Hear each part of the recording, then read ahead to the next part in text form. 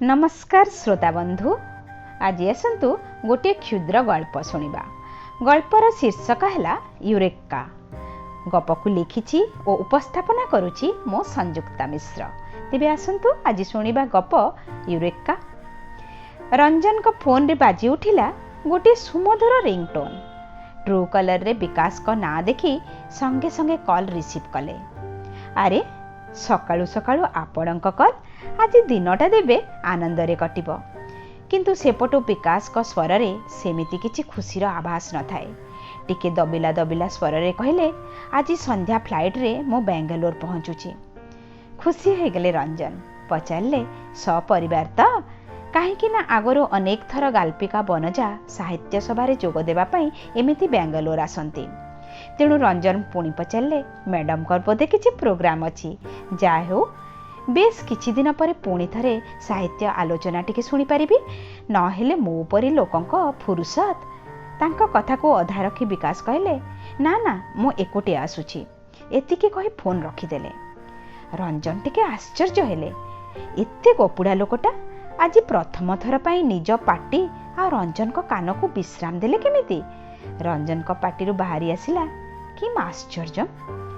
विकास और तांको धर्मपत्नी वनजा देवी सहित प्रथम साक्षात होइतिला कटकर गोटे पुस्तक उन्मोचन सभारे। एमितिरे रंजन को पाखरे समयर दारिद्रता, किंतु सेटिके साहित्य प्रेमी।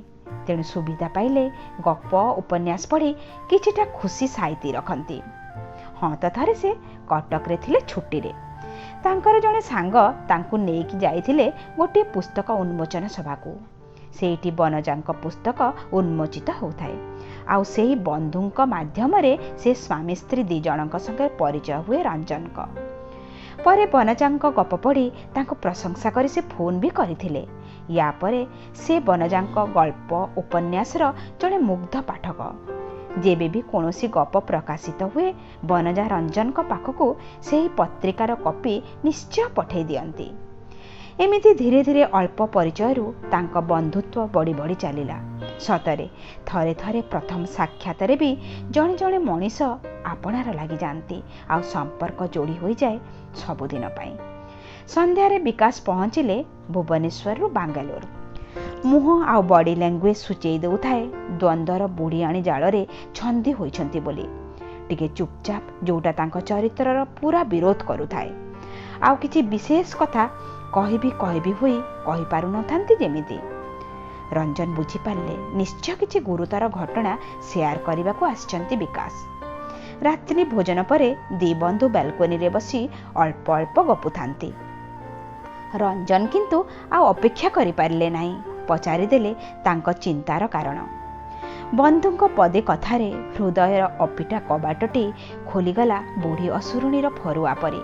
रंजन सबु शुणी तांको आश्वासन दे कहले, मते किछि समय दियो, मु निश्चय सबु ठीक कर देबी। विकास किछिटा निश्चिंत होई परदिन फेरी आसिले कटक। बांगालोर प्रसिद्ध निमहांस हॉस्पिटल। देशर विभिन्न कोण अनुकोणरू मानसिकता तथा मस्तिष्क संबंधी रोगी भीड़।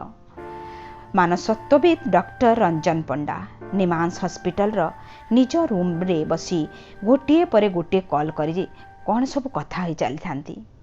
आज से बेस विव्रत चिंतित। साधारण तांकर धैर्य आ परिचालन क्षमता अन्य डॉक्टर मानक पई गोटे उदाहरण। किंतु आज एपरी एक केस तांको पाखक आसी जोटा रेयर रु रेयरेस्ट। रोग तार प्रतिकार विषय रे जानिया पई से गोटिए परे गोटिए रिसर्च पेपर स्टडी करी चली थांती। एमिति मेडिकल जर्नल खोजु खोजु अटकी गला तांको आखि चिकागोर विख्यात डॉक्टर हैरिस का आर्टिकल उपरे। डॉक्टर हैरिस को रोगी जने 55 वर्षीय महिला मिसेस एनी। तांको हस्बैंड को किडनी संबंधी रोग थाए।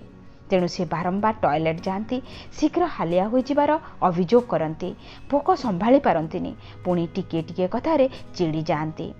ता संगे धीरे धीरे तांकर ओजन भी कमी चली थाए। आ रोग बढ़ी बढ़ी दिने तांकर कार्डियक अरेस्ट होई से सबुदिन पई चली गले।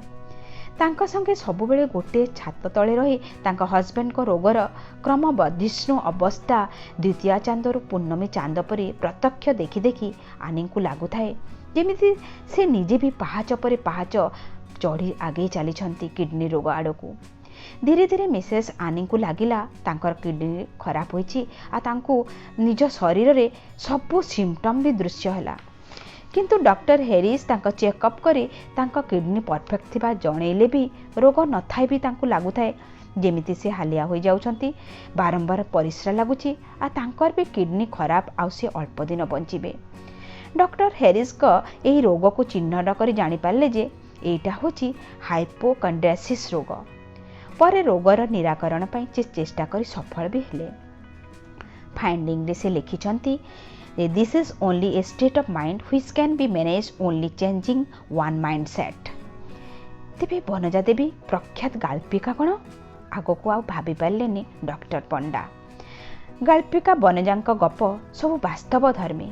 गप पढ़ा बेले लगे सत्य जेमिति से गप को मर्मे मर्मे भोगिछंती। भारी उच्च कोटीर गल्प तांकर, बहुत गुडे सम्मान आ पुरस्कार अधिकारिणी। रिसेंटली तांकर गोटे उपन्यास प्रकाशित होईची आ तार कॉपी भी से रंजन को पाखक पठेई देइछंती। विकास को कहवा अनुसार सबु प्रोब्लेम रो कारण हैला सेही उपन्यास। तेणु डॉक्टर रंजन प्रथमे से उपन्यास पढ़ी तापरे डायग्नोसिस आ ट्रीटमेंट आरंभ करिबो बोली चिंता कले। उपन्यास पृष्ठा पर पृष्ठा पढ़ी चली थांती आ तांको पाखरे सबु कथा परिष्कार होई चली थाए। उपन्यास रे बनजा गोटे पैरालिसिस रोगी तार जीवन चर्चा ता संगे ता जीवन रे ओ शरीर रे घटिथिबा परिवर्तन आ रोगीर मनस्तत्व एते जीवंत भाव रे वर्णना करिसंती मने हेबो एई सद्य निज आखि आगरे जेमती गोटे रोगी को देखुची। एइटा ही तो तांको गपर विशेषत्व।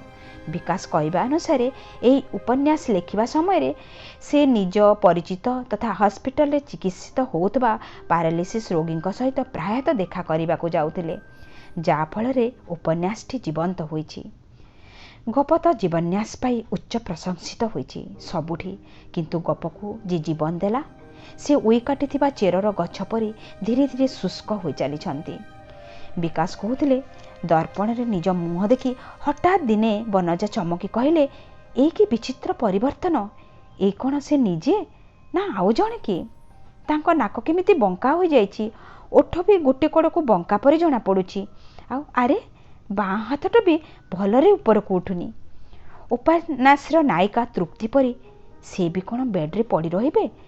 डॉक्टर रंजन ठीक बुझी पारले। उपन्यास लिखला समय बनजा एते मात्रा रे गपर चरित्र सहित संश्लिष्ट हो जाइछंती जे तांको मने होची से निजे उपन्यास पैरालिसिस रोगी तृप्ति परी पैरालिसिस रोग रे आक्रांत।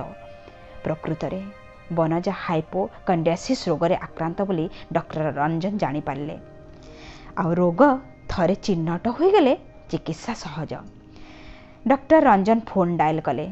किछि मुहूर्त पर तांको पाटिरु बाहरला eureka eureka friend come soon with Banaja madam.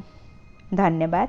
आशा करे এই गपटी आपण मानको निश्चय भल लागिबो। जदि भल लागे लाइक करिवे, शेयर करिवे। जो माने नुआ आछंती से मानको अनुरोध सब्सक्राइब कर देबे आ कमेंट करिबा को मोटे भूलिबेनी। धन्यवाद।